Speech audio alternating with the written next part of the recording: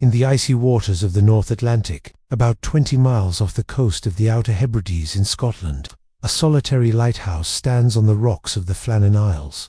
Built in 1899, this lighthouse was designed to guide ships through one of the most dangerous stretches of ocean. But it was here, in December of 1900, that one of the most disturbing maritime mysteries in history unfolded. On December 26, 1900, the ship Hesperus docked at the Flannan Isles, with routine supplies for the 3 lighthouse keepers who maintained the light. Captain Jim Harvey expected to be greeted by the men on the pier, as usual. But as the ship approached, something was wrong. No one appeared. The lighthouse was completely silent. Harvey ordered one of his men, Joseph Moore, to go ashore and investigate. Moore knew the lighthouse keepers well. Thomas Marshall, James Ducat, and Donald MacArthur were experienced, disciplined, and reliable men. As he climbed the steep path to the stone structure, Moore felt a growing unease. The wind howled through the rocks, but no sound came from the lighthouse. Upon entering the building, Moore found an unsettling scene. The kitchen was empty. Plates with half-eaten food still sat on the table. Chairs were overturned, as if someone had stood up abruptly. The clock on the wall had stopped. But most disturbing of all was the absolute silence. There was no sign of the 3 men. Moore ran up to the lighthouse tower. The light was out. Supplies were intact. The beds were made. Everything looked normal, except for one crucial detail. The 3 lighthouse keepers had completely vanished. Moore ran back to the ship, pale and trembling. Something terrible had happened. A search party was immediately organized. As they investigated more deeply, they discovered details that made the mystery even more puzzling. In the lighthouse logbook, the last entry had been made on December 15th, 11 days before the Hesperus arrived. The entry was by Thomas Marshall and described a violent storm that had struck the island. But here was the first inconsistency. Weather stations in the region had reported no severe storm on that day. The weather had been relatively calm. So what storm was Marshall describing? And why did his writing seem so disturbed? In the entries from previous days, Marshall mentioned something even stranger. He wrote that Donald MacArthur, known for being the calmest and most rational of the 3, was crying and praying. James Ducat, the head keeper, was completely silent. The atmosphere in the lighthouse, according to Marshall's words, was one of absolute terror. The official investigation inspected every inch of the lighthouse. They discovered that 2 of the 3 oilskins were missing, but the 3rd, belonging to Donald MacArthur, was still hanging on its hook. This meant that at least one of the men had gone outside into the stormy cold without proper protection. But why? What could have been so urgent that an experienced man like MacArthur would leave his coat behind? Investigators walked down to the landing platform at the base of the cliff. There they found signs of severe damage. A heavy toolbox, normally stored 30 meters above sea level, had been ripped from its place and destroyed. Ropes and equipment were scattered everywhere. Yet again, weather records showed no waves large enough to cause such destruction at that time. The Northern Lighthouse Board Superintendent, Robert Muirhead, led the official investigation. He was meticulous, skeptical, and experienced. But even Muirhead couldn't explain the contradictory evidence. In his report, he wrote that the men must have been swept away by a giant wave while working on the platform. It was the most logical explanation. But the theory had serious problems. First, lighthouse keepers were trained professionals. They knew never to all be outside at the same time. Rules were clear. At least one man must always remain inside to keep the light running. So why were all 3 outside? Second, if there had been an emergency requiring all of them, why did MacArthur not put on his coat? He had decades of maritime experience. He knew the dangers of the cold. Something must have happened very quickly, so urgent that he had no time to dress properly. Third, and perhaps most disturbing, were the logbook entries. Marshall wrote about a storm no one else witnessed. He described MacArthur crying and praying. He noted Ducat's silence. These were the signs of men under extreme psychological stress. But caused by what? Residents of nearby islands had their own theories. Some spoke of ancient spirits inhabiting the Flannan Isles. Others mentioned strange lights seen in the sky that night. Sailors passing the area in the days before the disappearance reported seeing the lighthouse dark at times, something that should never happen. A fisherman named Archie Lamont swore he had seen something on the rocks near the lighthouse on the night of December 15th. He described a tall, dark figure standing motionless on the cliffs. When he looked again, the figure was gone. Lamont wasn't known to be superstitious, but he admitted that what he saw that night deeply unsettled him. There were also unconfirmed reports of a ghost ship seen in the area. Witnesses described an old vessel with torn sails, sailing toward the Flannan Isles. When other boats tried to approach and offer help, the ship simply vanished into the mist. These reports were dismissed as superstition by the official investigators, but there was one detail no one could explain. When investigators examined the lighthouse kitchen more closely, they found something bizarre. The chairs weren't just overturned, they were positioned in a specific way, as if the men had stood up at the same moment, pushing the chairs back in perfect unison. It was as if something had caught their attention simultaneously, and there was more. On the kitchen wall, hidden behind a cabinet, someone had scratched something. They were chalk marks, almost erased but still visible. They formed a strange pattern, almost like a symbol or code. The investigators took photos, but they were never able to decipher their meaning. Those photos disappeared from official files years later. Joseph Moore, the man who first entered the empty lighthouse, was never the same. He refused to work in isolated lighthouses again. In later interviews, he repeatedly mentioned the sensation he felt upon entering the kitchen. He described it as a present something watching him. Moore wasn't prone to fantasy. He was practical and skeptical. But something in that lighthouse shook him to his core. As the investigation continued, more disturbing details emerged. Investigators discovered that in the days before the disappearance, the lighthouse keepers had sent unusual light signals toward the coast. These signals didn't follow any known code. It was as if they were trying to communicate something urgent, but in a language no one understood.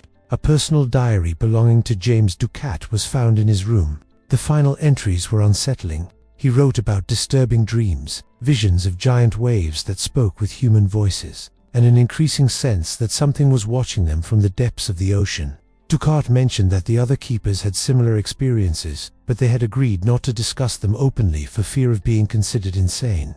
In a particularly disturbing entry, dated December 12th, Ducat wrote, "The rocks are singing again.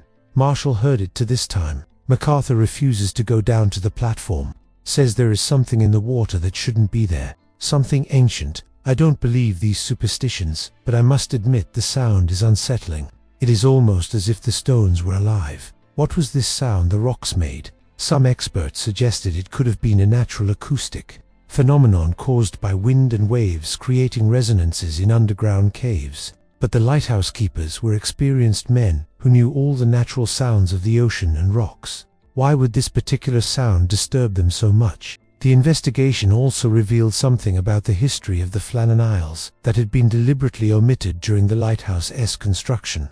Locals had always avoided these islands. They called them the Seven Hunters and believed they were inhabited by vengeful spirits. There were legends of sailors who landed on the islands and never returned. Stories of voices calling men to the sea at night.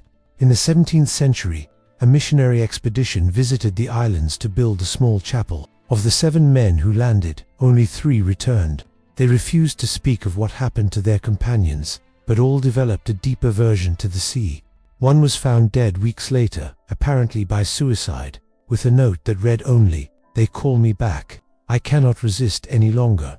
When the Northern Lighthouse Board decided to build the Flannan Lighthouse, many local workers refused to participate. Crews had to be brought from other regions. Even so, there were strange incidents during construction. Tools disappeared. Workers reported seeing shadows moving among the rocks at night. 3 men fell from cliffs under unexplained circumstances. The lighthouse's architect, David Allen Stevenson, kept a detailed journal during construction. In it, he wrote about a disturbing discovery. While digging the foundations, workers found human bones buried in a circular pattern. The bones were very old, possibly prehistoric. Stevenson ordered them removed and reburied elsewhere, not wanting to delay construction or feed superstition. But Stevenson found something else he never officially reported. In a journal entry discovered decades later, he described a partially collapsed underground chamber. Inside, there were markings on the wall symbols unlike any known language. In the center of the chamber was a circular stone with a deep hole. Stevenson lowered a rope with a lantern attached. The rope descended more than 30 meters before the lantern vanished into darkness. He never discovered how deep the hole was. Returning now to the 3 missing lighthouse keepers, who were these men? James Ducat, age 43, was married with 4 children. He was known as a calm and competent leader. He had worked in several lighthouses along the Scottish coast without incident. His superiors described him as reliable and rational, not a man who would be easily frightened. Thomas Marshall, age 28, was the youngest of the 3. He was engaged and planning to marry the following spring. Marshall was known for his good humor and his ability to keep morale high in difficult conditions. In letters to his fiancée, he described the lighthouse as peaceful and even beautiful, especially at sunset. Donald MacArthur, age 40, was the oldest. He had a reputation for being extremely devout, but not in a fanatical way. He was balanced and found comfort in his faith. MacArthur had survived a shipwreck in his youth, an experience that marked him deeply. Since then, he always carried a small Bible in the pocket of his coat. The families of the men were devastated. Ducat's wife insisted her husband would never break safety rules. Marshall's fiancée refused to believe he was dead, waiting for years for him to return. MacArthur's widow suffered a nervous breakdown and never fully recovered. She died 2 years later, murmuring on her deathbed about voices calling her from the sea. The lighthouse board had to find new keepers for Flannan, but no one wanted the job. Eventually, they managed to recruit men by offering significantly higher salaries. These new keepers also reported strange experiences, unexplained sounds at night, sensations of being watched, equipment that moved on its own. One keeper, John Milne, worked at Flannan for 6 months in 1902. In his final report, he wrote, "There is something fundamentally wrong with this place. It is not just isolation or severe weather. It is something deeper. At night, when the wind stops, you can hear voices. They are not human voices, but something imitating human speech. My colleagues hear them too. We don't speak of it openly, but I know they are as disturbed as I am." Milne also wrote about a specific incident. One night, he was on watch in the lighthouse tower when he saw lights moving beneath the water near the rocks. They were not reflections or bioluminescence. They were structured lights, almost as if something deliberate was moving in the depths.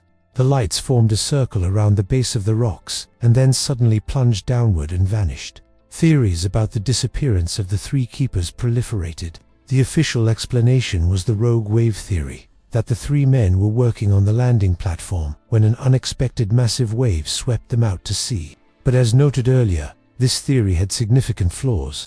Another theory suggested murder. Perhaps conflict arose among the men, leading to violence.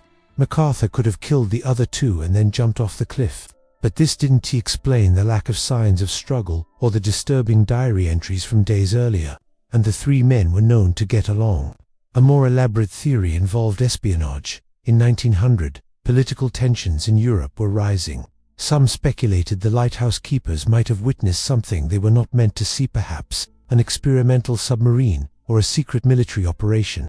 They were then eliminated to maintain secrecy, but there was no evidence any military activity was taking place in the area. Supernatural theories also abounded. Some believed the men were taken by sea creatures, descendants of ancient legends of sea serpents or the kraken. Others suggested abduction by beings from another world. The strange lights seen in the area gave some weight to this theory. There was also the idea of an unknown atmospheric phenomenon. Perhaps some type of rare and extreme weather event occurred, something that weather stations failed to detect. This could explain the phantom storm Marshall described, but no one else witnessed. Maybe it was a highly localized microburst, or an atmospheric anomaly that caused hallucinations and mental confusion. Modern researchers have offered new perspectives. In 2015, a group of oceanographers studied wave patterns around the Flannan Isles. They discovered that under certain very specific conditions, waves from different directions could combine to create rogue waves, giant waves that appear out of nowhere and can reach heights of over 30 meters. These waves are extremely rare, but possible. However, for this theory to work, all 3 men would have had to be outside at the same time, which violated all safety rules. And it still didn't explain the disturbing diary entries, the phantom storm, or the strange behaviors reported in the days before. In 2007, forensic psychologist Dr. Richard Wiseman proposed a different theory.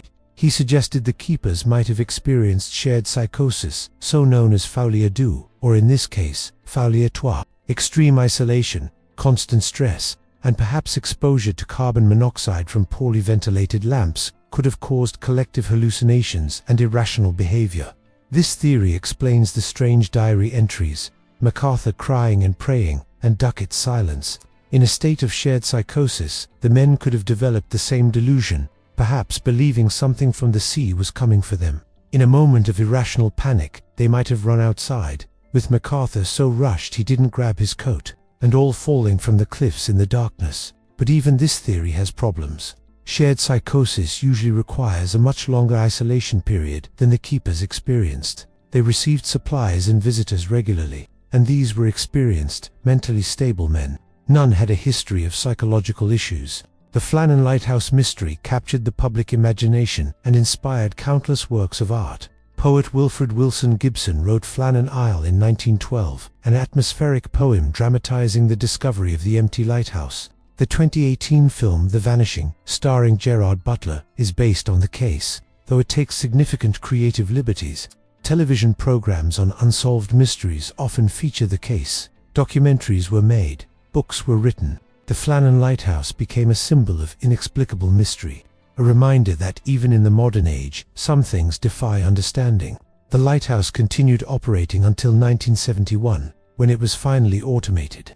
Today, it still stands a lonely structure battered by wind and waves. Occasionally, maintenance crews visit. Some report strange sensations, others feel nothing unusual. The lighthouse continues its work, guiding ships through dangerous waters, indifferent to the mystery surrounding it. The Flannan Isles remain largely uninhabited. They are occasionally visited by ornithologists studying seabird colonies or by adventurous tourists drawn by the mystery. The lighthouse itself is now a protected monument. You can visit it, walk the same corridors where Joseph Moore made his terrible discovery, stand in the same kitchen where the chairs were found overturned. On stormy nights, locals say you can still see strange lights around the islands.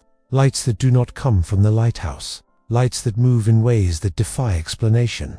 Are they reflections in the clouds, bioluminescence in the sea, or something else? The question remains, what really happened to James Ducat, Thomas Marshall, and Donald MacArthur in those December days of 1900? Were they victims of a rare and massive wave? Did they suffer some kind of collective psychological collapse? Did they encounter something on the islands they weren't meant to find? Or is there an even stranger explanation, something our current understanding of reality cannot accommodate? We may never know the truth. The three men took their secret to the bottom of the Atlantic, or wherever they went. All that remains are questions, theories, and a wind-battered empty lighthouse that has kept its secrets for more than a century. The Flannan Lighthouse case reminds us of the fragility of our existence and the limits of our knowledge. It reminds us that there are places in this world where the unknown still prevails, where mysteries remain unsolved. And perhaps that is fitting. Perhaps some mysteries are meant to remain unsolved, keeping alive our sense of wonder and our humility before the vast, incomprehensible universe we inhabit. This is the story of the Flannan Lighthouse, a mystery that resists time, defies explanation, provokes our imagination, and reminds us that even in the age of science and reason, there are things between heaven and earth that our philosophy cannot explain.